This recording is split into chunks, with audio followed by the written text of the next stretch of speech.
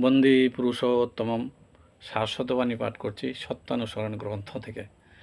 অনুতাপ করো, কিন্তু স্মরণ রেখো যেন পুনরায় অনুতপ্ত হতে না হয়।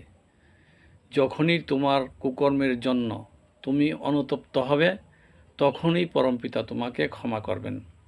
আর ক্ষমা হলেই বুঝতে পারবে তোমার হৃদয়ে পবিত্র সান্ত্বনা আসছে। আর তাহলেই তুমি বিনীত, শান্ত ও আনন্দিত হবে। যে অনুতপ্ত হয়েও পুনরায় সেই প্রকার দুষ্কর্মে রত হয়, বুঝতে হবে সেই শত্রুই অত্যন্ত দুর্গতিতে পতিত হবে। শুধু মুখে মুখে অনুতাপই নয়, ও আরও অন্তরেও অনুতাপ আসার অন্তরায়। সবাইকে আনন্দিত জয়গুরু। সবাই ভালো থাকবেন, সুস্থ থাকবেন, ঠাকুরকে মাথায় নিয়ে চলবেন।